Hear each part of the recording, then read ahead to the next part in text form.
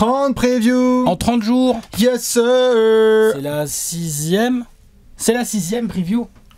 Déjà? Les Wizards. Est-ce qu'on peut dire déjà alors que les Wizards ont tenu jusqu'à la 6e preview? Pas sûr. Je pense que même les fans des Wizards sont étonnés de ne pas être tombés les 3 premiers jours. Tiens, ça va large. Mais c'est ça aussi la beauté des 30 previews en 30 jours, c'est que parfois ton équipe tombe au moment où tu t'y attends le moins. Mais ils sont première semaine quand même, fallait pas non plus doucement. On ne pousse pas mémé dans les orties. Ouais. Et surtout pas lorsqu'elle joue à Washington. Vous êtes bien dans les 30 previews en 30 jours. La série préférée de votre joueur préféré sur votre chaîne YouTube préférée. Bientôt les 200 000 abonnés. Vous savez quoi faire si vous n'avez toujours pas cliqué. Comme d'habitude, on va se retrouver chaque jour pour traiter une franchise. En ce moment, nous sommes dans les bas-fonds de l'humanité. J'ai envie de dire, pour être précis, on reste en septembre. J'ai mis une équipe en play-in. On reste en septembre. Vous allez voir mon gros tableau. Moi, je suis pas que dans les bas-fonds. J'ai mis une équipe au play-in. On est en septembre. Oui, ça c'est vrai. Mais en septembre, tu peux mettre des équipes au play-in. Mais bien sûr. Est-ce que vous avez mis les Blazers au play-in ou les Hornets ou les Spurs, ne sais-je? On verra. Dans tous les cas, ce qui est sûr et certain, c'est qu'on est très content de vous retrouver car chaque jour à midi, on se retrouve ici, sur cette chaîne YouTube. N'hésitez pas à aller checker comme d'hab le reste du dispositif chez Trash Talk, à commencer par l'application Trash Talk que vous devez aller télécharger tout de suite sur votre App Store. Plein d'articles à lire. Tous les articles. Sur un peu tous les sujets qui concernent les Wizards. Enfin, chaque équipe, chaque jour a un nouveau thème, une équipe. Absolument, et donc on aura l'occasion d'ailleurs dans les prochains jours de voir les jolis petits Media Day qui vont pas tarder avec plein de déclarations fantastiques. On a déjà vu les Celtics le faire, on va voir avec Washington, machin qui va déclarer qu'il a pris 15 kilos. On en reparlera vraisemblablement en octobre, mais Tatum et Brown ont l'air chaud-bresses quand même. Ah ouais, comme d'habitude. C'est la magie, c'est la beauté du Media Day. Les champions en titre. Tout à fait. Vous avez aussi sur les réseaux sociaux de Trash Talk, TikTok, à aller suivre évidemment avec le compte dirigé de manière extraordinaire par Nathan, à qui on fait la bise, qui va parler plein de fois des Wizards cette saison, je le sens. Et aussi du jeu concours pour gagner des maillots de Washington, car oui, si vous voulez monter à bord du train de la hype, c'est maintenant qu'il faut monter à Washington. Une année, Alex, où, à part l'équipe de basket, on risque d'avoir un peu d'actualité à Washington. Un peu d'actu à Washington, il va peut-être y avoir il va y avoir des rotations, ou pas. Enfin si, il va forcément y avoir une rotation, je suis bête. Il va y avoir une rotation. Vu que Joe, il a dit c'est bon pour moi. Est-ce que ISO Joe va laisser sa place? ISO Joe. Ah tout à fait, à Kamala. Il a laissé sa place. Bien sûr. À qui il va la laisser? Ça c'est la question auquel le peuple américain va bientôt être amené à répondre. Donald, Mickey, Kamala, tout ça, vous faites votre choix. Ce qui est sûr et certain, c'est qu'on aura les mêmes sections habituelles dans les 30 prix en 30 jours, à commencer par le coup d'œil dans le rétroviseur. Où on fera le point un peu sur la saison des Wizards. C'est ça, très très belle saison. Plein de choses à devoir discuter. Après, on regardera le marché, on regardera les transferts, les décisions qui ont été prises par le... C'est qui? C'est Shepard? Non. Non. C'est plus Shepard. Non, tu sais, maintenant. C'est plus Shepard, je suis bête. On est passé évidemment par les soins de monsieur Travis Schlenk, et puis surtout au-dessus, on a l'ancien de OKC, dont je vais te dire tout de suite le GM c'est ça, l'ancien de OKC. Des Wizards. Qui est, j'avais dit Will Dawkins, si je dis pas de bêtises. Will Dawkins, tout à fait. À la tête de nos amis les Wizards, très hâte. N'hésitez pas à monter dans le bateau. Ensuite, on parlera forcément du coach, des 5 joueurs à mettre et de la rotation sur le parquet et des rotations à faire au sein de cette belle franchise de DC.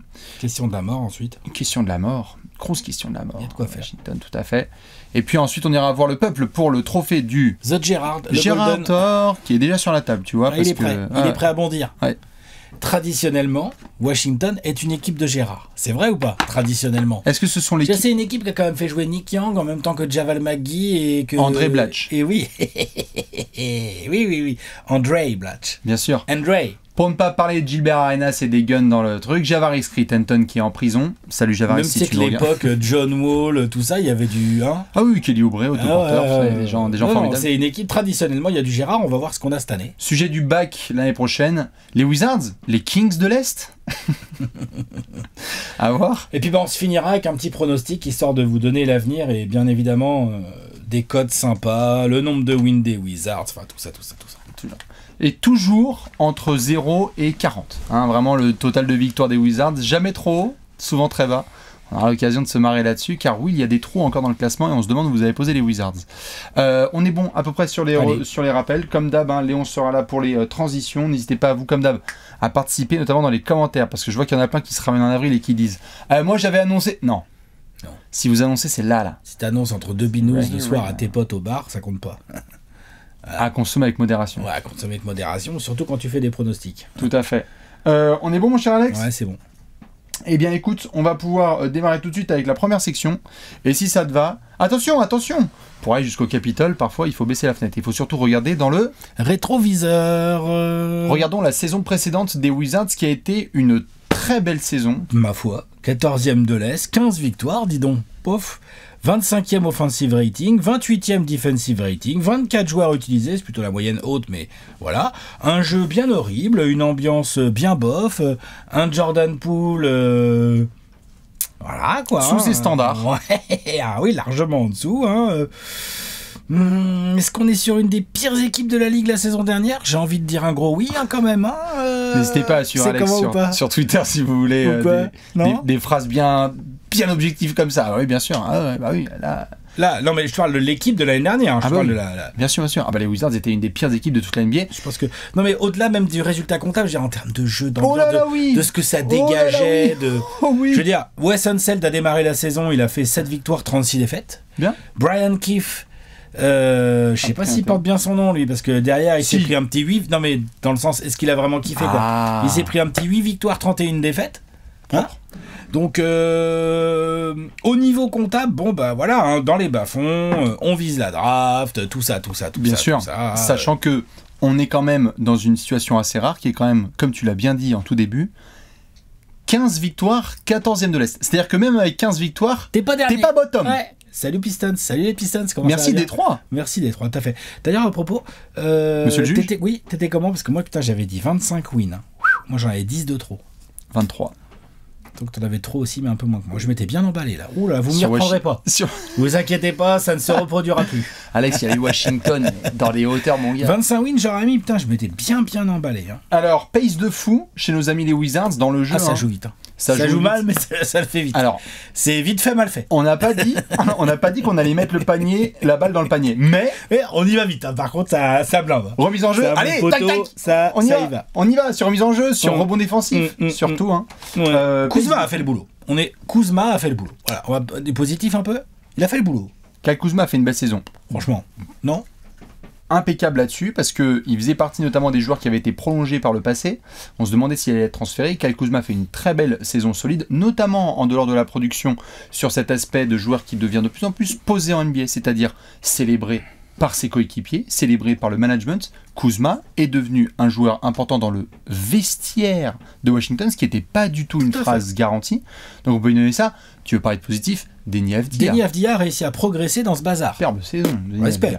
Bon, il n'est plus là, on a parlé de lui très récemment, là, lors de la preview des Blazers, puisqu'il est maintenant à Portland. Tout à fait. Donc là, il va découvrir le basketball, le jeu, le jeu léché. Je suis pas sûr. Ouais, on verra. Enfin, vous verrez, parce vous pouvez regarder, on a parlé de Portland déjà. Jordan Poole, lol, j'en ai parlé déjà, voilà, 17 points, mais 17 points... en fait, il y a eu deux... Ouais. Acquis à 32% à 3 points, 41% au tir, en croquant n'importe comment avec un body language, mais... non, mais ça a été très compliqué. T'es d'accord? Mais bien sûr, parce qu'en fait, t'as plusieurs visages, évidemment, pour les équipes de mecs comme ça. Qui veut pas aller à l'école, tu sais. Tout à fait. Lorsqu'on a des équipes horribles comme ça, souvent, c'est qu'on a plusieurs visages, notamment concernant Jordan Poole, puisque au début de saison, c'est une atrocité. C'est une des plus grosses punchlines de toute la NBA, Jordan Poole, qui nous vient de Golden State. On avait quand même démarré la saison en se disant, Jordan Poole, ticket illimité à Washington. Ouais, il va scorer, on s'était dit. 27, ça peut le faire, 29 points de moyenne. Pas du tout. À 41% au tir, tout est plus compliqué aussi. Pas à l'aise. Et encore, c'est monté. C'est-à-dire que le début de saison est atroce. Horrible. Et la deuxième partie est un peu meilleure parce qu'il retrouve ses vibes et qu'il y a quelques performances qui sont encourageantes. Disons que Avdija et Kuzma ont été plus réguliers, eux, dans les performances. En tout cas, au global. Et dans l'effort aussi. Et dans l'effort, bien sûr. Jordan Poole, faut le dire. Le talent n'est pas discutable. Il a un talent offensif en termes de handle, de qualité de finition, de toucher, tout ça, quand même. C'est vrai. Mais la mentalité, là, c'est quoi ce bazar? Hardcore. Une salle bien vide. J'ai noté aussi 32 défaites de plus de 20 points. Il y a des équipes comme ça qui sont très fortes. Les Wizards ont un des pires différentiels de toute la NBA. Je crois qu'il y a peut-être en fait que Portland, je crois, qui a fait pire. Il faudra que je revoie en termes d'équipe. Parce qu'il y a des équipes dans les bas-fonds de la NBA. En net rating, tu veux dire? Non, juste en différentiel de points avec l'adversaire sur la saison complète. C'est-à-dire points encaissés, points marqués, en moyenne, Washington a perdu ses matchs de 10 à 11 points, minimum. Vraiment top. Et je crois que Portland est deuxième. J'arrive, je vais trouver ça rapidement. Washington 9.3, Portland 9. Non, on a Charlotte qui a 10.2. Ouais, excusez-moi. Charlotte, lourd. Mais donc ils sont deuxième. T'as raison, Portland était juste dans le short. Dans le slip des Hornets. 32 défaites de 20 points. Les Pistons aussi, 9.1. Bien sûr. Comme on l'a fait aussi dans des previews précédentes, notamment chez nos amis Hornets. Alex, comment ne pas parler de je participe au final NBA par procuration, Daniel Gafford. Daniel Gafford qui avait démarré la saison dans le marasme. C'est un des plus beaux grands écarts de la NBA. Daniel Gafford a démarré sa saison à Washington, il les a finis à Dallas en finale NBA. Ouais. C'est beau. Ah oui, il y a un upgrade. Il y a une légère upgrade. Comme tu l'as bien dit, Brian Keefe qui prend évidemment la suite de Wes Unseld. Wes Unseld qui n'a pas été totalement viré. Ils lui ont dit il y a peut-être un poste au management, viens nous aider parce qu'on manque de distributeurs de café. Voilà. 2 victoires de suite, un moment pour Brian Keefe, ce qui a été donc malheureusement, je suis obligé d'en rigoler, mais c'est la seule série, je crois, de Washington cette saison. Et c'est très violent. Quand tu commences à faire des winning streaks de 2 et que t'es là genre yeah, trop bien. Et on continue les gars, on lâche rien. Exactement. Et Alex, on est quand même obligé de parler d'une des grandes satisfactions de cette saison. Monsieur Bilal Coulibaly, qui a été un des petits rayons de soleil à Washington la saison passée. Au début, utilisé à droite à gauche par Wes Unseld, davantage responsabilité par Brian Keefe. C'était notamment des points qui avaient été mentionnés lors de son recrutement. Bilal fait une belle saison rookie. Il a montré très belles choses sur ses premiers pas en NBA. C'était vraiment super. Défensivement, tout de suite au niveau. Tout de suite, ça se voit tout de suite. En aide, au contre, interception, sur l'homme, très sérieux. Il a fait parler ses qualités athlétiques, sa longueur de bras et tout. Et puis en attaque, on peut pas dire que voilà, il n'a pas dominé offensivement et tout, mais il s'est appliqué. Il a montré qu'il était capable. Il a montré, Bilal Coulibaly, que son plancher est certainement d'être un bon 3&D. Ce qui est dans la NBA moderne est déjà très cool. Pratique, tu peux faire une belle carrière NBA, tout à fait. Et ça fait vraiment plaisir, surtout qu'il a quel âge Bilal? Il a 20 ans maintenant. Ouais, voilà, c'est ça, tu vois. Il avait 19 ans en arrivant, puis maintenant il a 20 ans, quoi. Il a tapé une saison tout à fait, une belle saison rookie, en allant ensuite avec l'équipe de France, quand même, qu'on a vu lors des Jeux Olympiques. Alors pas avec le même temps de jeu que les autres, mais il était quand même là. Donc c'est une des très belles satisfactions, avec des apprentissages. Blessure au poignet à la fin. Avec des apprentissages, tout à fait. Tu le disais, c'est blessure au poignet, ce qui est pas facile. Des apprentissages sur le parquet, c'est-à-dire tu te prends quand même beaucoup de défaites dans la gueule, c'est pas facile pour un garçon comme lui. Ton leader c'est Jordan Poole. Ou Kyle Kuzma. Et pour autant, il a notamment loué le fait d'avoir certains garçons comme ça qui lui disaient je te présente les États-Unis, voilà comment c'est chez nous, on va t'apprendre 2-3 choses. Ce qui était pas mal au final. C'est toujours bien. Tout à fait. Et puis des apprentissages que tu as sur le parquet. Moi je me souviens d'un match notamment où il est envoyé, ce qu'on appelle un sacrifice humain, en isolation sur Luka Doncic. Dès le premier quart-temps, il y a des séquences qui sont hyper intéressantes, comme tu le dis, de face guard, où il est sur l'homme, et donc les commentateurs et le public se disent donc il le fait bien travailler, et puis les apprentissages qui vont être hyper bénéfiques par la suite, pump fake, ça passe, tu sautes, la faute, 2 points. Oui. C'est comme ça aussi pour Bilal. Bien sûr, il est là pour apprendre, et puis Dieu sait que c'est pas forcément évident, on en parle suffisamment souvent, de la franchise dans laquelle tu te fais drafter, ça joue. Ça peut déterminer. Donc je trouve que Bilal s'en est très très bien sorti malgré le marasme autour de lui. Absolument. Et on va attendre de voir avec impatience sa 2e saison. Tout à fait. Dans les autres petits messages qu'on peut balancer, moi j'ai bien aimé certaines choses de la part de Corey Kispert aussi, qui commence à trouver sa place en NBA. Ne sera jamais une superstar, mais joueur polyvalent avec un bon bras qui va pouvoir faire sa carrière NBA. Un bon shooter. Il y a des garçons comme ça qui font des longues carrières NBA. Peut faire une carrière à la Mike Miller, à la Kyle Korver, ces gars-là, quoi. Ouais, bien sûr. Et Duncan Robinson qui a fait aussi Robinson, tout à fait. Son flow du côté de Miami. Donc, ça a été une saison vraiment atroce pour les Wizards. La pire de l'histoire de la franchise. Ça, je sais pas, mais en tout cas, elle en fait partie des pires, ouais, ça c'est sûr. Et c'est ça qui est très douloureux avec les Wizards, c'est que Washington, qui est quand même un bon client en termes de saison de merde, quand t'es un bon client de saison de merde et que tu fais la pire saison de ton histoire, ça peut faire très très mal et ça peut mener à des décisions. Ça peut mener à des décisions. Là, ton copain Will Dawkins, là, il avait du gros taf cet été. Et on en a déjà parlé un tout petit peu en parlant des Blazers. Il y a un petit trade, on vous en reparlera. Là, ils ont laissé partir Avdia. Mais il y a eu un marché assez actif. Un marché assez actif, tout à fait. On va regarder ça. Allez, c'est parti pour le marché de l'été. Le gros tableau. Le gros tableau. Et mon cher Alex, c'est bien aussi de démarrer un été avec une belle loterie. Belle loterie. Choix numéro 2 de draft dans les arrivées. Alexandre Sarr. Ouais. La French Nation. On sent que l'effet Coulibaly n'a pas été anodin à Washington. Ils se sont dit non, les Français, c'est pas mal ça. Oui. Oui. Baguette. Tout à fait. Washington, donc, pour la petite info, qui a été construite architecturalement par un Français. Donc voilà, ça aussi. Magnifique. Ils savent de quoi ils parlent. Voilà. Eh ben, on espère que architecturalement, les Wizards vont se faire construire par Bilal Koulibaly et Alexandre Sarr. Bon courage. Hein. Et ils vont lâcher 2-3 gouttes. Dans le trade d'Avdia, pour rester sur les arrivées, il y a Brogdon. Tout à fait. Donc, c'est une arrivée. C'est pas non plus anodin. Brogdon, c'est un bon joueur d'NBA. Il peut jouer sur 2 postes. Et on va en reparler dans le 5 majeur. Mais on verra combien de temps il reste à Washington. Excellent vétéran de vestiaire. Mais exactement. Il sait faire plein de choses. Il sait shooter, il sait défendre. Voilà. Il sait se blesser aussi, mais à voir. Et il peut être vachement bien transféré en février aussi. Ouais. Ah ouais, il peut être vachement bien transféré. Mais d'ailleurs, il connaît. Toujours dans les arrivées, bon bah il y a Saddiq Bey quand même, attention. Faut en parler. Ouais. C'est cadeau. Blessé, hein, il s'est blessé à Atlanta, donc ça va être compliqué au niveau de son retour, mais gros shooter. Il y a 2 autres rookies. Carlton Carrington, hein, de son vrai prénom, et Keyshawn George. Bon, on verra ce qu'il donne. Moi, c'est 2 profils que j'aime bien. On va en reparler. Hein. 2 profils que j'aime bien. Et puis, Valanciunas, hein. Quand même pas rien. Hein. Jonas, hein, de son prénom, hein, qu'on avait vu à New Orleans, notamment, et qui quitte la Louisiane pour aller justement à DC, donc qui va venir aussi apporter une forme de sagesse, d'expérience pour un jeune intérieur qui vient d'arriver et qui aimerait bien prendre 2-3 clés d'expérience dans la raquette. Moi, si Alexandre Sarr, il apprend 2-3 trucs avec Jonas Valanciunas, je suis archi preneur, moi. Alors, tu vois ton coude, pas là, là, le coude, là. Ouais. Voilà, bien là, comme ça. Tu vises bien le nez.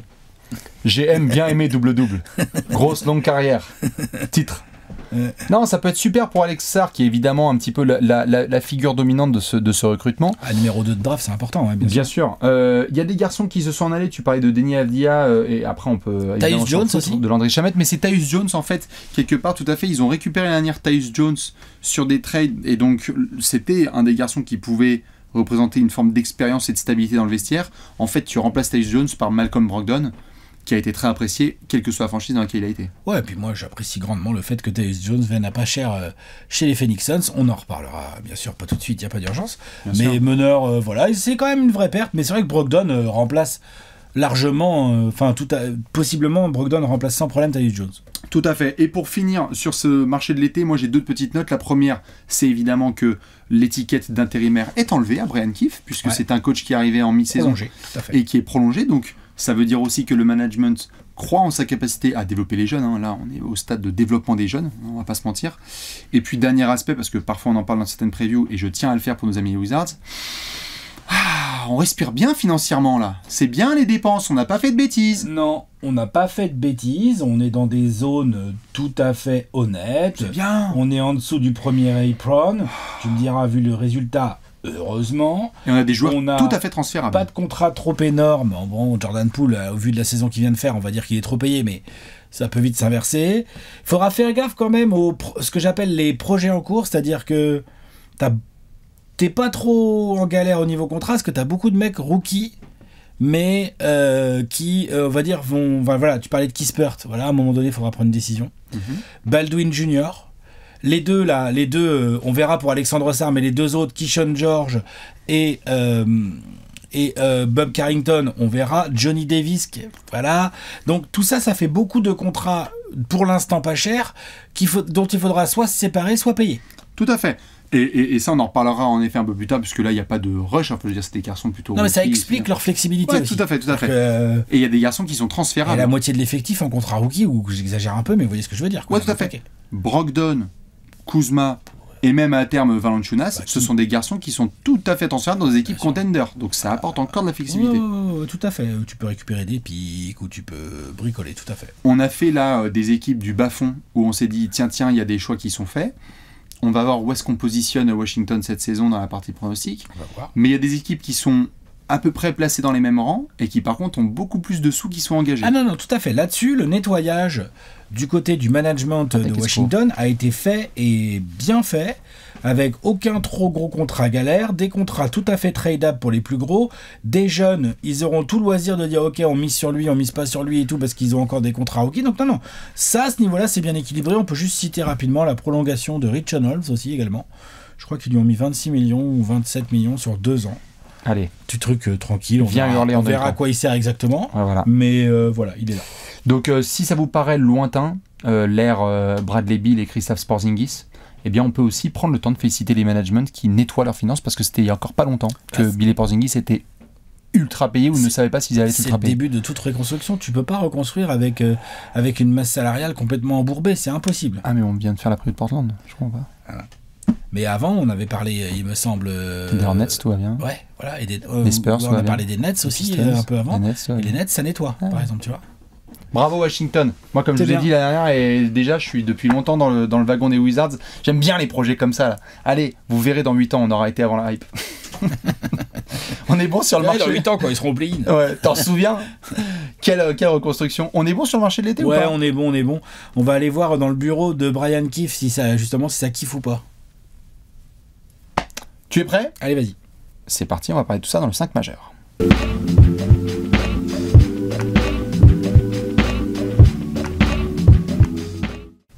Le 5 majeur avec un meneur, un arrière, un ailier fort et un pivot. Nous sommes dans le bureau de Brian Keefe, qui se la kiffe à fond à DC cette saison.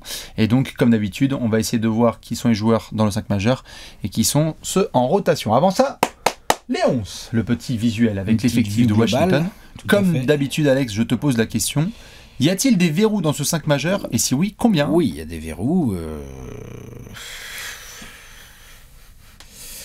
4. Après, je pourrais en mettre 5, mais je peux pas être tout à fait sûr à ce moment-là. Allez, je te suis, je vais en mettre 4. Doutes. Qui en a? Je pense que Valanciunas n'est pas venu pour faire le banc. Il va être pivot titulaire. Tout à fait. Ce qui arrange pas forcément les affaires de notre choix 2 de draft. On verra. Je pense que Kyle Kuzma est titulaire. Est-ce que tu le mets en 3 ou est-ce que tu le mets en 4? Non, c'est un 4. Voilà. Donc Alexandre Sarr, tu le mets sur le banc. Ok. Donc il y a 5 locks. Je sais pas. J'en ai 4 toujours comme ça. Ah bon? D'accord. Moi, si c'est comme ça, j'en ai 5 par contre. Pour moi, il y a Brogdon, Poole, Bilal. Alors, Brogdon et Poole. Safe. Arrête. Non. Tu vas pas commencer à mettre Bilal sur le banc. Je ne vais pas mettre Bilal sur le banc. J'aimerais juste avoir une discussion. Malcolm Brogdon et Jordan Poole sont safe sur le backcourt. Oui. On va avoir, comme tu l'as dit, Amen, Kuzma et Valanciunas dans le 5. Oui. La seule chose que j'ai envie d'observer en rapport à ce qui s'est passé la saison dernière, et surtout en attente de ce qui va être dit au camp d'entraînement et au Media Day. Moi, je pense que le projet Bilal Coulibaly, c'est qu'il soit titu et que ça se passe bien. Donc, j'espère que ça va être comme ça. Est-ce que Brian Keefe va donner davantage de minutes à Corey Kispert dans le 5 majeur en 3 en essayant de voir ce que Bilal peut donner? Je ne sais pas. Je dis juste, j'espère comme toi qu'on va avoir 5 verrous. Mais en l'état, j'en ai 4 en attendant les déclarations officielles et les premiers matchs de pré-saison. Bien sûr. Mais à partir du moment où tu as Jordan Poole et Valanciunas, qui n'est pas non plus un protecteur de cercle et un pivot défensif incroyable, et Kuzma et... Oui, tu as besoin de Bilal Coulibaly. On est d'accord. On est sur un coach qui vient de faire une demi-saison intérieure. Je me demande ce qu'il va mettre en place. On va voir. Comme d'ailleurs, on s'était posé la question sur certains autres coachs, sur Charles Lee aussi qui vient de débarquer, on s'était dit... Oui, non, c'est sûr, on ne peut pas savoir. Mais quand même, la logique voudrait qu'Ispert sortirait du banc pour moi, avec Alexandre Sarr, avec, on verra comment il utilise les Bob Carrington, les Keyshawn George, les... Il y a Jared Butler aussi qui est sur le backcourt. Jared Butler, tout à fait, voilà. Tu auras 2 types de profils différents sur le poste forward pour apporter du scoring. C'est soit Marvin Bagley proche de l'arceau, soit Saddiq Bey à 3 points. Spoiler, j'ai bien parlé de production en attaque et non pas en défense, puisque Marvin Bagley et Saddiq Bey, ils ont un ratio négatif depuis le début de l'existence de l'humanité. Ils vont avoir du mal à avoir de la place tous les deux. À mon avis, il y en a un des deux qui va devoir laisser ses minutes. Peut-être les laisser à un intérieur français polyvalent qui sait défendre. C'est ça, et... En fait, là, tu peux avoir Kuzma, Valanciunas. La logique voudrait que la première rotation, t'essayes Alexandre Sarr, parce que c'est ton numéro 2 de draft, et que tu donnes du vrai temps de jeu pour voir 4, 5, qu'est-ce que ça donne. Et derrière, il y a du temps de jeu pour Saddiq Bey ou pour Marvin Bagley. Les deux, ça me paraît compliqué. Surtout qu'ils ont prolongé Rich Holmes, ça se trouve, c'est pour en faire un peu un backup de Valanciunas. Oui, tout à fait. Tout à fait. Non, c'est sûr, c'est sûr. Moi, j'ai l'impression que, en tout cas, le message qui a été envoyé lors de la draft, c'est... On aime beaucoup Alexandre Sarr. Dès la sortie de la loterie, on a vu les Wizards dire « Nous, on adore Alexandre Sarr, il n'y a pas de problème, allons-y, on fonce. » Que c'est un message à l'avenir. Donc, il ne faut pas y voir une forme de contradiction avec la présence de Kuzma et de Valanciunas. Non. Sarr est là pour apprendre. Très jeune. Et très jeune. Et Alex, tu me dis, mais moi, j'ai l'impression que l'idée, après on fera la partie pronostic, c'est que lors de la fin de saison qui va venir, qui sera normalement pas une saison d'équipe qui est en play-off, tu as... une équipe qui va tenter des 5 titulaires avec Alexandre Sarr. Probable. Mais pas pour démarrer la saison. Peut-être même qu'il prendra la place d'un gars qui se fera trader. Qui se fera transférer, tout à fait. Mais là, vu qu'on fait les locks en début de saison, pour le moment, on ne met pas Alexandre Sarr titu. Peut-être ça sera pas cette année, peut-être ça sera l'année prochaine. Un peu comme c'est arrivé à l'époque à Rudy Gobert, qui, au moment où le Jazz trade Enes Kanter, on dit « Ah, qu'est-ce qu'ils font et tout ?» Bah non, ils mettent Rudy Gobert titulaire, en fait, et bien leur en a pris. Et bien leur en a pris, on a vu que c'était un avant et un après. Non, mais tu vois. Tout à fait. Dans tous les cas, juste si on parle de talent pur, c'est pas une équipe qui est extrêmement forte et profonde, hein. On va pas se regarder les airs des salades. Du talent, à la limite, on peut discuter, il y en a, hein. Mais alors, du talent confirmé... confirmé, là tout de suite, il y a plus de, on entend, enfin bref, il y a silence dans la pièce là. Gros silence dans la pièce, surtout qu'il y en a en qui on a encore envie de croire. Hein. Marvin Bagley, Saddiq Bey. Non mais il y a Kuzma. Kuzma c'est un talent confirmé. Ouais, il a atteint son plafond. Exactement, mais enfin c'est un plafond à 22 Superbe. Points, 6 rebonds, avec des pourcentages au shoot qui peuvent varier, mais qui sont pas si mauvais. Il y a Brogdon aussi qui a son plafond, on sait ce qu'il vaut. Jordan Poole, j'espère qu'il en a encore un peu sous la pédale par rapport à sa saison précédente, parce que sinon ça va vite faire bader. Oui. Et du Valanciunas. C'est pas que c'est... Valanciunas a un certain talent. Il a le talent en 28 minutes de te faire des 16-13, quoi. Ouais, voilà, tout à fait. Non mais c'est bien, mais voilà. Tu viens de dire 4 joueurs qui sont titus et dont on connaît à peu près le plafond, et donc on attend de voir dans cet effectif si...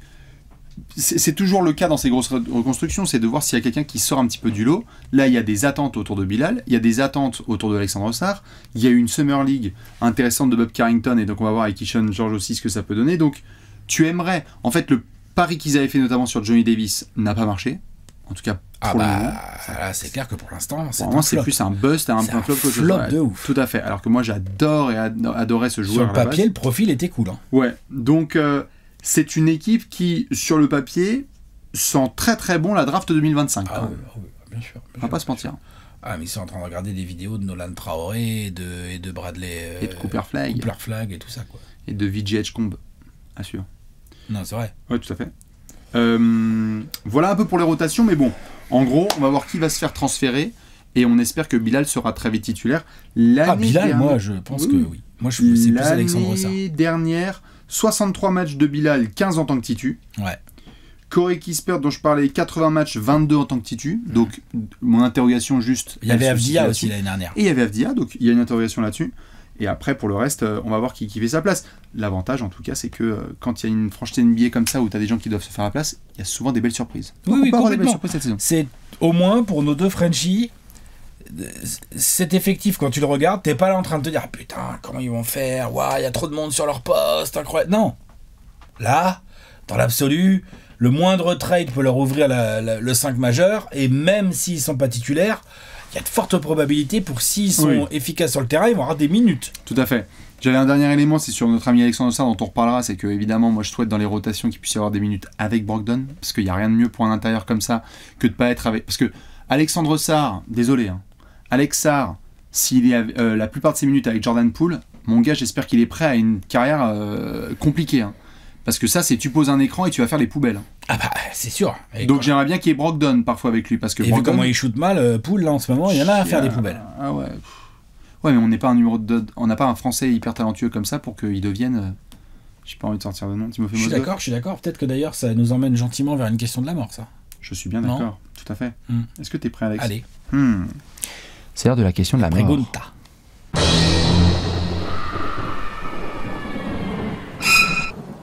La question de la pregunta de la muerte. Comme on dit à la Casablanca. C'est ça ? C'est la Casablanca. La casa de papel de Donald Trump. Qu'est-ce la pregunta ? De Kamala Harris. Nous sommes à Washington. La question de la mort, elle est très très simple. Quelle place pour Alex Sarr et Bilal Coulibaly dans la reconstruction des Wizards ? Quelle place pour ces deux Français ? Alors oui, Cocorico, nous avons sorti les couleurs bleues, car nous sommes avec deux jeunes très beau talent de Washington, je veux dire. On a deux Français top 10 pics de draft dans le même projet de reconstruction. C'est formidable. Deux jeunes joueurs. On n'a jamais vécu ça. Non, avec du gros talent, des qualités athlétiques phénoménales les deux, des mecs qu'on attend en équipe de France dans les années à venir. C'est vrai, hein. Bah, dont un déjà qui l'a fait et l'autre qui va débarquer. Hein. Oui, enfin Bilal, non, sans lui faire offense, j'espère pour lui qu'il aura d'autres occasions de s'exprimer que les Jeux de Paris où là il a été magnifique, mais bien sûr. Il a pas eu beaucoup de temps de jeu, c'était compliqué, c'était super pour lui d'y être déjà. Mais on a bien vu quoi. Il était encore un peu tendre. Du beau profil défensif, c'est-à-dire des qualités qui plaisent aux entraîneurs NBA et aux personnes qui aiment fonder des franchises, c'est-à-dire que Bilal et Alexandre Sarr aiment défendre leur peinture, ce qui est important, hein. T'as pas non plus envie d'être dans une reconstruction où en fait tu as juste des talents offensifs et tu t'en prends 125 dans la musette. Donc ça c'est chouette, mais donc, Alex, la question c'est comment est-ce qu'on où est-ce qu'on les situe dans ce projet de reconstruction et comment est-ce que va s'articuler cette saison? Parce que il y a du beau monde autour qui a envie de remplir son propre agenda. Tu viens de parler de Poole, tu viens de parler de Kuzma, tu viens de parler de garçons qui ont envie de rester en NBA. Parce qu'attention, hein, la NBA, je rappelle, c'est 450 jobs chaque année, il faut essayer de garder son taf. On aime bien parler de ligue, mais c'est avant tout des boulots. Donc, il faut que eux trouvent leur place. Quels sont les meilleurs moyens, selon toi, pour, on va faire chaque profil, pour qu'ils confirment leur place chez les Wizards et se créent un début de place en NBA? Pour Bilal Coulibaly, à mon sens, comme je te le disais un peu dans la section précédente là, du 5 majeur, il y a de la place quasi assurée. Franchement, il y a de la place quasi assurée. Il y a des minutes quasi assurées. Son profil était concurrencé par Deni Avdija, qui n'est plus là. Et donc, qui d'autre concurrence vraiment le profil de Bilal Coulibaly aujourd'hui chez les Wizards? Il shoot mieux, mais il n'a pas du tout le même potentiel défensif. Non. C'est impossible. Corey Kispert. Voilà, mais Corey Kispert, il concurrence presque autant de Jordan Poole ou Brogdon. C'est-à-dire que le profil de Bilal Coulibaly, jeune, très athlétique, long, mentalité défensive, qui a envie de s'y coller, qui va se prendre les gros défis, il dit oui, Kispert, il défend pas si mal, hein, Kispert, c'est pas ce que je dis, hein. C'est juste qu'il a pas du tout le même potentiel défensif qu'un Bilal Coulibaly, ça n'a rien à voir. Et donc pour moi, le profil de joueur de Bilal Coulibaly n'est pas vraiment concurrencé trop aujourd'hui dans le roster entier des Wizards.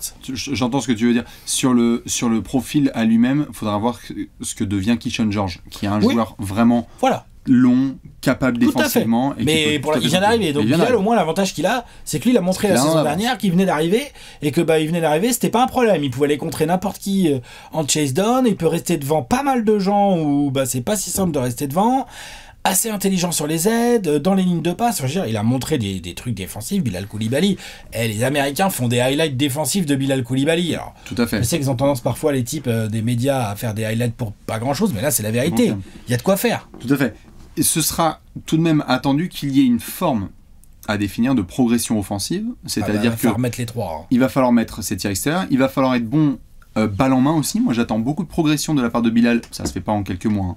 Dans la tenue de balle, parce qu'il y a eu un côté dont on parlait la dernière de patate chaude, plus d'une fois. Quand Bilal a la balle, parfois, c'est un peu compliqué. Je veux dire, moi, j'attends pas, tu vois, la saison à venir, que soudainement, Bilal ait la balle et il demande isolation. Ce n'est pas son registre de jeu. Par contre, il y a des garçons qui se font un superbe début de carrière, parce que non seulement ils ont très bien défendu, mais ils ont apporté aussi 2-3 petites choses offensives. On ne demande pas vraiment un niveau de All-Star ou quoi que ce soit.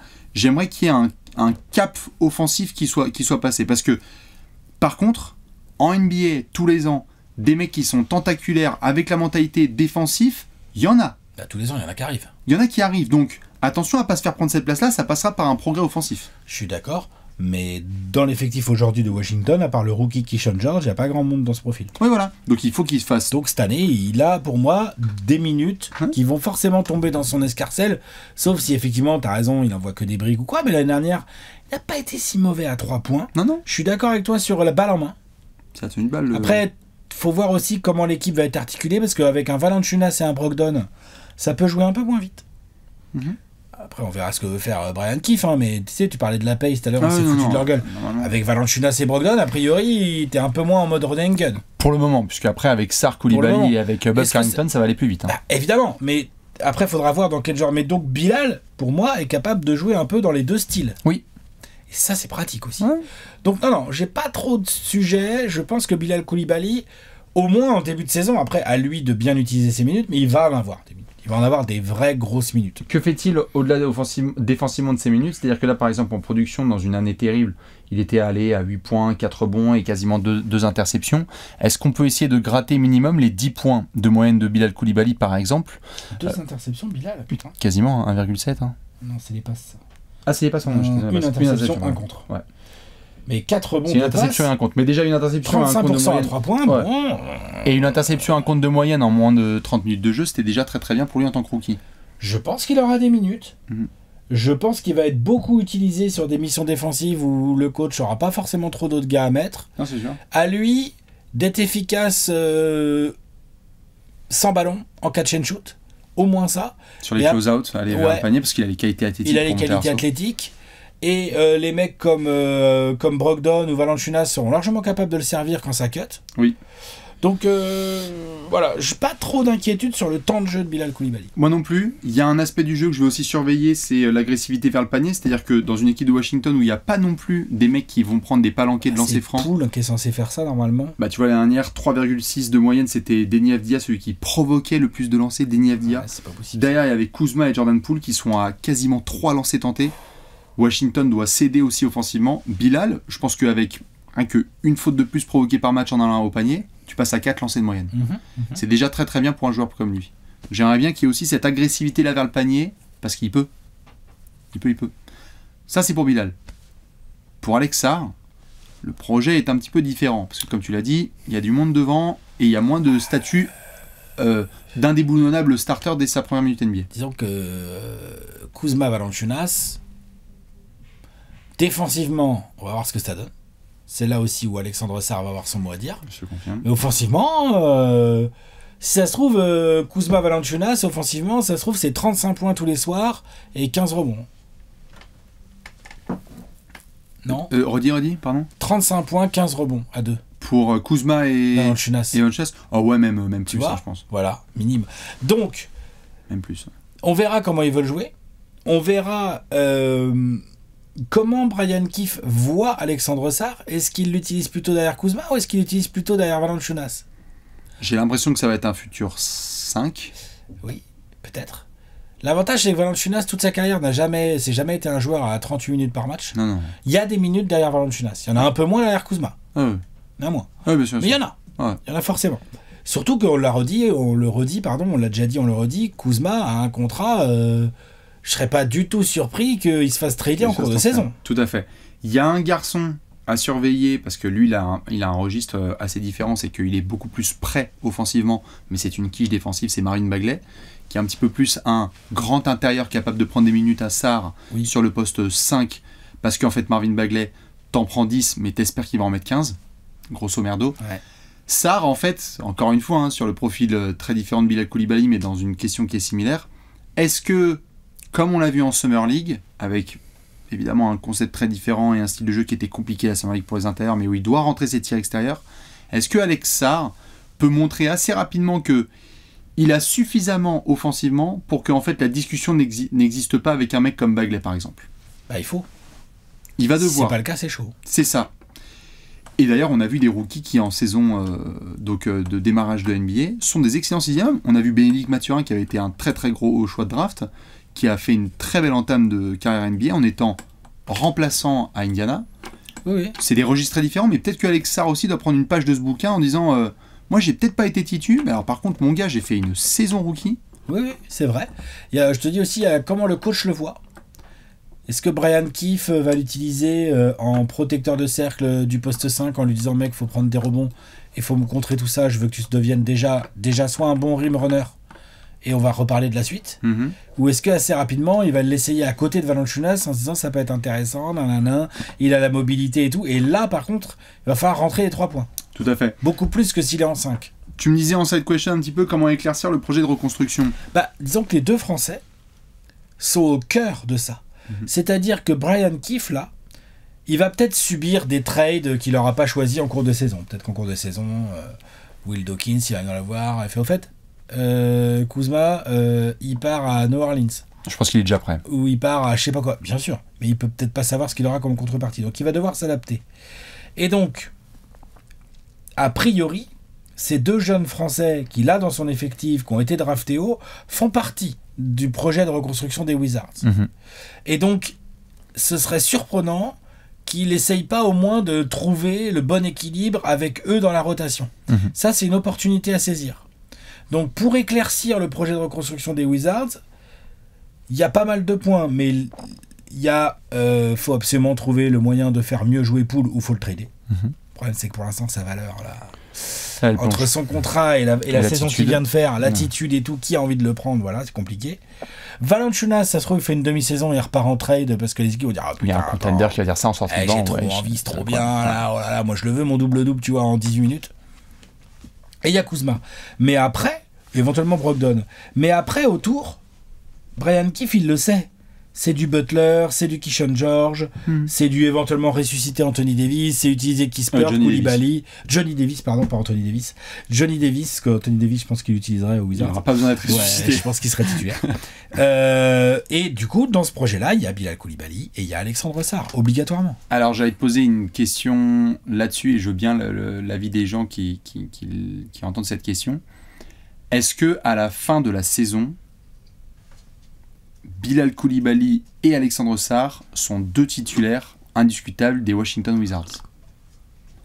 C'est le projet.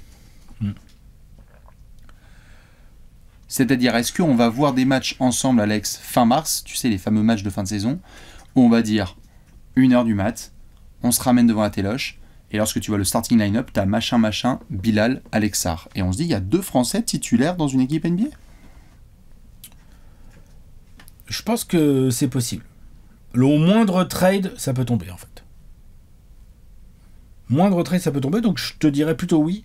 Surtout qu'on en reparlera au moment des pronostics, mais il y a un petit côté quand même chenille, véhicule blindé et tout quand même dans cette équipe quand même. Hein, un petit peu. On est d'accord.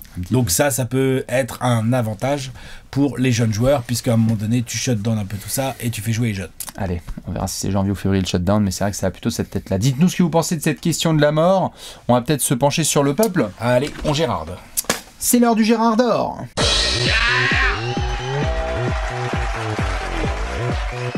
Le Gérard d'or. Le Gérard d'or. Alex, backflip, hop. C'est bien. C'est très propre cette affaire. Nous sommes à Washington. Et c'est l'heure du Gérard d'or, la section préférée des Wizards, puisqu'il y en a plein, comme l'a dit Alex. Dans cette section, c'est très simple. Il est 1h du mat. On a envie d'entendre Drew Gooden nous lâcher des gros rires. Et donc, qui va nous faire cliquer sur les Washington Wizards? Ça peut être un joueur français. Ça peut être un autre type de joueur. Alex, qui va te faire cliquer, c'est qui ton Gérard d'or? Monsieur Bob Carrington, Carlton de son vrai prénom. Je l'aimais bien là quand on avait fait toutes les reviews, les préparations, les scoutings de rookies et tout. J'aime bien son profil. C'est un rookie, mais c'est un vrai joueur, tout de suite. Il sait déjà faire beaucoup de choses. Il peut jouer 1, il peut jouer 2. Il a des petits côtés à la Brogdon parfois. Ça va être un bon mentor pour lui, Malcolm Brogdon. Hein, t'es d'accord? Tout à fait. Moi, j'y crois. Ensuite, il a plusieurs qualités. Donc, à la base, c'est plutôt un meneur, mais grand. Hein, que je suis en train de regarder sa taille. Voilà, 1m93. C'est un garde, ouais. C'est une bonne taille de meneur. Je suis curieux de voir si Brian Keefe... Est-ce qu'on a beaucoup parlé des Français, donc c'est normal, donc on s'est quand même plus intéressé aux rotations du front de court, parce que Bilal c'est quand même plus un 3, et Alex Sarr c'est un 4-5. Mais dans le back court, derrière le fameux Brogdon Poole, qui va être ton gars là qui rentre vite? Ça peut être Kispert en 2, mais Kispert c'est vraiment un 2-3. Enfin, je trouve. Et après, t'as qui? Bah, t'as Jared Butler, t'as Keyshawn George qui peut être en 2, 2-3 lui aussi. Et t'as Bob Carrington en fait. Bob Carrington, si ça se trouve, lui, je dis pas qu'il va être 6e homme, mais moi je pense que dans un noyau de 8-9, il y est aux Wizards. Et qu'en fait, les 15-18 minutes, ça se trouve, il les a, voire plus. Et que vu qu'il est capable de mettre des tirs, qu'il est capable d'accélérer le jeu, ou de jouer sur demi-terrain, de faire des bons choix derrière des écrans, d'apporter un peu de fun et en même temps le petit côté un peu sérieux. Enfin, en gros, je pense que, vraiment, je le redis, je pense que c'est un vrai joueur, tout de suite. Et je pense que il n'y a pas besoin de grand-chose pour que Brian Keefe se dise « Mais attends, ben bien sûr que c'est mon numéro 3 du backcourt Bob Carrington. J'ai quoi d'autre de toute façon ?» Est-ce que c'est que numéro 3? Voilà, alors après, attention. Parce qu'il y a un scénario dans lequel Jordan Poole finit 6e homme parce qu'il s'est fait dépasser par un rookie qui était bien plus propre. Il est très propre, Bob Carrington. Moi, je suis juste curieux, je veux juste voir en NBA, face aux défenseurs NBA, athlétiques et tout, comment lui il gère les possessions, comment il gère les pertes de balles, mais il m'a l'air assez carré comme garçon. Oui. S'il continue sur ce chemin, si ça se trouve, t'as un rookie là. En fait, si ça se trouve, Bob Carrington, il est capable de mettre sa 12aine de points, de cloquer 5 ou 6 passes d'ess, de pas perdre beaucoup le ballon, d'aller gratter un petit rebond ou deux. Franchement, bien sûr, c'est un vrai joueur. J'aime beaucoup. Je vais clairement cliquer pour lui et pour les Français, hein. Mais Carrington, j'aime beaucoup. Moi, Carrington, Koulibaly, Sarr, c'est un noyau. Je peux regarder ça. Hein. Ah oui, tout à fait. Et puis Jordan Poole va avoir du souffle sur sa nuque, hein, parce qu'un arrière excitant qui peut être beaucoup plus propre et beaucoup moins cher. Ça donne envie de faire des transferts. Plus jeune et puis à mon avis plus motivé parce que Jordan Poole, il doit se remettre en question, le pépère. Hein. Je pensais parler de lui, mais en fait, je vais me faire une petite minute sur Jonas Valanciunas. Un bon Gérard. Et en fait, pour un aspect que je vais surveiller de très très près, vous savez que j'ai ce running gag, notamment sur certains garçons comme Youssouf Nourkic en titulaire, sur lequel j'ai un petit peu de mal. Hein. Je crois que peut-être que tu l'as remarqué. Je sais pas si les gens l'ont remarqué. Jonas Valanciunas en carrière, il y a 856 matchs joués, il y en a 827 en tant que titulaire. Pas mal. Hein. On arrive, c'est énorme. C'est sérieux. Hein. C'est une énorme carrière. Hein. On se rend pas compte, hein, mais c'est une énorme carrière à 13 points et 10 rebonds de moyenne, avec des équipes qui sont parfois allées loin, où c'est un mec qui s'est défoncé dans tous les sens. Je pense qu'on arrive à un croisement là de la carrière de Jonas Valanciunas et j'ai hâte de voir ce qu'il va faire. Jonas, il a 31 ans. Il a montré qu'il pouvait tout à fait être encore très productif à New Orleans. C'est lui qui est dans le trade de Gasol des Raptors, on est d'accord. Il était dans le trade notamment puisqu'il allait à Memphis, tout à fait. Okay, ouais. Et en fait, Jonas Valanciunas, quand je vois notamment ce qui s'est passé, ce sont des dossiers différents, mais quand je vois ce qui s'est passé notamment au niveau de Devin Fournier récemment, c'est un garçon qui avait été habitué à être titulaire en NBA, il en a parlé longuement, c'était pas facile pour lui, il est désormais à l'Olympiakos, il a l'air tout à fait heureux, mais on a vu plein de fois dans des carrières de joueurs NBA qui ont fait une belle vingtaine que le passage sur le banc pouvait être compliqué. J'ai l'intime conviction que, enfin, j'ai l'intime certitude que Jonas Valanciunas peut être sur la deuxième partie de carrière un super backup d'une équipe qui va très loin. Je le pense. Je pense que c'est pas un pivot titulaire à 31 ans en NBA. Il a la production, mais dans le style de jeu qu'on a et qui se développe de plus en plus, on a des fous furieux dans tous les sens. Au large, c'est compliqué. C'est compliqué. Par contre, ça peut être un super backup. Donc, deux choses. La première, est-ce qu'il va l'être au fur et à mesure à Washington pour laisser la place à Alexandre Sarr tout en lui filant bien des éléments de sagesse et d'expérience qu'il a pu accumuler au fil des saisons, le truc des coudes que tu as dit, je veux dire, c'est quand même une carrière en double-double, c'est tout ce qu'on souhaite à Alexandre Sarr. Non, mais tous les intérieurs le disent, jouer Valanciunas, c'est relou. C'est relou. Ça a été un super spot ETFL pendant des années, on souhaite ça à Alexandre Sarr pendant des années, il n'y a pas de problème. Il y a des équipes, si moi je le pense dans le pouf avec toi, il y a des équipes déjà, la contender, qui vont faire tout le nécessaire pour appeler Washington et dire il a été payé 10 millions l'année, 10 millions là sur 3 ans, 10 millions, donc 30 millions sur 3 ans, 10 millions l'année pour avoir un backup qui n'a pas peur des grands moments et qui peut venir chez moi, allons-y. Donc Valanciunas, j'aimerais un automne intelligent en tant que titu, où il apprend des choses à Alexandre Sarr. 15 points, 12 rebonds. Voilà, exactement. Va poser des écrans de barbare et montre aux garçons comment faire les plus jeunes. Le sérieux qu'il peut apporter dans chaque franchise NBA. Ensuite, à la trade deadline, je le souhaiterais, mais je ne suis pas Will Dawkins, un transfert qui permet à Washington de récupérer des beaux assets, qui en plus Valanciunas va aider une équipe qui peut aller très très loin. Genre il existe un scénario dans lequel je prononce la phrase maintenant et Jonas Valanciunas, il est en finale de conf ou en finale NBA dans quelques mois, tu vois, parce qu'il a fait le Gafford. Il a fait le transfert qu'il ne peut pas contrôler, mais... Backup de Nourkic aux Suns, quoi. Ou autre chose, tu vois ce que je veux dire. Non mais tu vois par exemple, moi j'essaie de voir les grosses équipes qui veulent être en haut. Il y en a qui sont évidemment en difficulté au niveau de leurs finances, mais je crois que si aujourd'hui, bon ils ont fait le choix de prendre Isaiah Hartenstein, mais pendant un moment, moi tu m'aurais dit il y a Chet Holmgren en titu et t'as Valanciunas en backup, avec grand plaisir. Pourquoi pas ? Avec grand plaisir. Les Knicks sont dans la sauce là avec Mitchell Robinson, va prendre Jonas Valanciunas. Ouais. Je le pense sincèrement. Et donc je vais le suivre parce qu'il peut être intéressant. Et je crois qu'on a la possibilité dans quelques années de se retourner et de parler avec Alexandre Sarr et qu'ils disent mes premières années je les ai passées avec JV et c'était vraiment chouette. Et donc maintenant je sais me brosser les dents avec un tronc d'arbre. Exactement. Au calme. Jonas Valanciunas, c'est mon Gérard d'or sur toute la saison des Wizards et Alex évidemment sur monsieur Bob Carrington. Dites-nous qui vous avez en Gérard d'or, nous on va devoir faire le pronostic. Pronostico ? Ouais, allez, pronostico. T'es prêt ? Ouais, vas-y. Tiens du pronostic.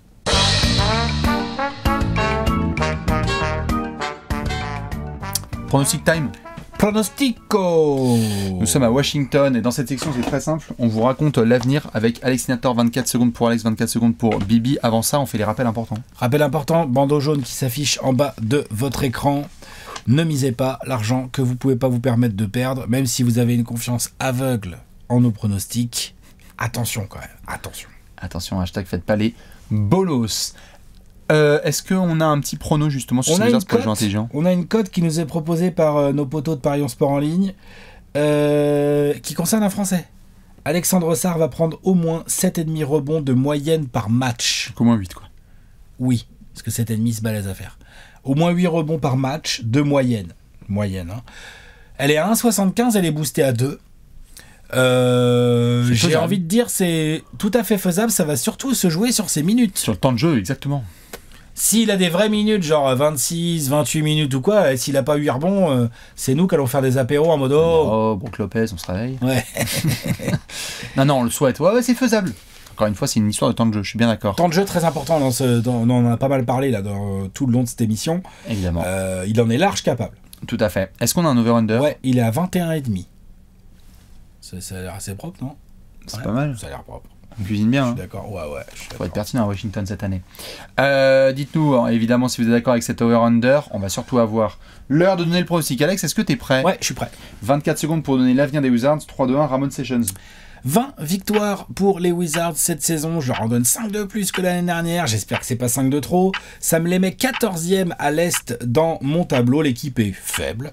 Le projet est plutôt flou. C'est un peu le bazar sur les minutes. Il peut y avoir des trades à tout moment, donc ça gagne pas beaucoup de matchs. Ouais, il te reste 6 secondes. Fume une clope. Large, tranquille. Wouhou! Non, si tu veux, voilà, 20 wins. Ah, je comprends. 20 wins, 14e. Donc, chose à ajouter, je comprends. Juste derrière les Pistons. Et juste devant les Nets. Waouh, il y a 2 équipes pires que des 3. Je pense que ça va être pareil pour moi. 3, 2, 1, top chrono, 19 victoires pour les Wizards. J'en ai juste une de moins que toi, 14e donc de la conférence S. Ça y est, on a nos 3 équipes du bas. Évidemment, hein, en 3 mots, hein, trade deadline, suivre les Français et se marier avec Kyle Kuzma. J'ai pas parlé du tweet de Kyle Kuzma qui disait imagine comment c'est la honte de perdre face aux Pistons. Eh oui mon poteau, c'est toi qui l'as fait. Eh ben mon gars, c'est ta saison, c'est parti. On va voir ce que ça donne à Washington, on va plus suivre ce qui se passe à la Maison Blanche que dans l'équipe NBA, mais qui sait s'il pose des bonnes bases. Moi je suis dans le bateau de Washington et on continuera à y être dans les prochaines années. Cool. On est bon? Bah on est bon, on a tout dit. Eh bien c'est simple, on va montrer l'Euro-tableau. Le tableau qui se remplit tout à fait avec nos 3 pires équipes de l'Est. Se remplit par le bas, hein, comme toujours, hein, normal. Est-ce que des gens avaient d'autres franchises dans le bottom 3 de l'Est? Vous êtes dur avec les Bulls les gens. Les Hawks? Les Hawks, on verra ça plus tard, les Hawks. On verra ce que ça va donner, évidemment. Ce qui est sûr et certain, c'est que on vous attend dans les commentaires. On fait des gros bisous. Les 14 fans des Wizards, on est ensemble. Léon, Alex et Bibi, on vous fait plein de poutons. On se retrouve demain. Et je vous laisse avec le roi des indices, Alex. L'indice, c'est une charade. Mon premier est une compagnie de transport. Mon deuxième brille. Et mon tout est presque le nom de l'équipe NBA qui va suivre. Magnifique. À demain. Ciao. Ciao.